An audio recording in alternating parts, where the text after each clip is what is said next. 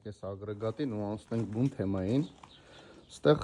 Ford Fusion-ի ամենահզոր տարբերակն է երբևիցե արտադրված 19-20 թվականին, իրանից ոչ ֆուլ է լինում, ոչ էլ հզոր։ Ստեղ ամեն ինչը կրկնակի շատ է, մեծ է, չգիտեմ, հզոր շարժիչ է, V6, 6 Porsche-ին, 2.7 լիտր ծավալով, 325 ձիաուժ, 515 նյուտոն մետր պտտման ուժն է իր,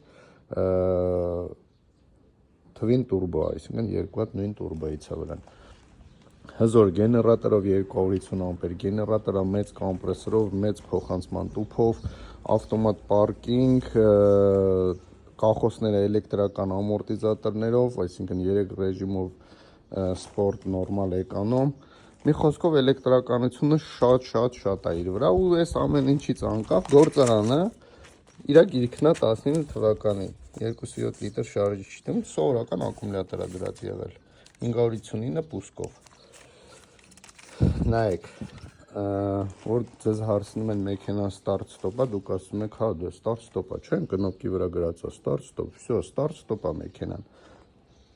Հա, start-stop է այդ կնոպկեն, բայց ինչ է իրանից ներկայացնում start-stop համակարգը։ Խեն ասում start-stop համակարգով մեքենաներին պարտադիր է դնել AGM, որովհետև համակարգը շատ է պուսկ անում, ինչքան հզոր լինի, այնքան լավ, մի խոսքով AGM-ը կարում է այդ պուսկերը շատ արագ նույն հզորությամբ տա ու ընդունի, էլի։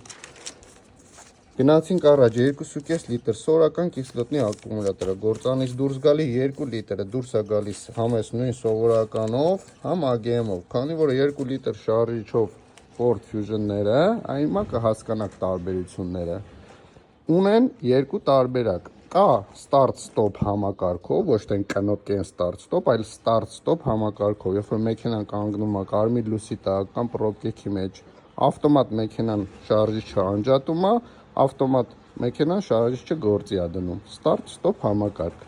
1.5-ը կարծեմ 19 թվից հիմնականում սա start-stop-ով են ելնում, շատերը ավելի ճիշտ են, մի անգամից AGM-ով դուրս են գալիս, գործ արանից։ Այն որ ձեզ ասում են, մարտկոցը դուք դրեք AGM, որ փոխանցման տուփի հետ խնդիր չունենաք կամ սա խնդիրները փոխանցման տուփի AGM-ից է կախված, որ կիսլոտնի եք դրել դրանից, այդ հեքիաթների բաժնից է, տղեկ ջան։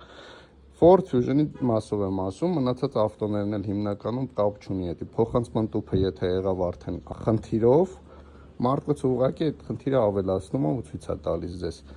Արաքած մարտկոցից չենք խոսում, զիբիլ մարտկոցներից չենք խոսում։ Մենք խոսում ենք նորմալ մարտկոցներից, որ նորմալ ֆիրմաների են ու տալիս են իրենց հզորությունը, ինչ որ վրան գրած է։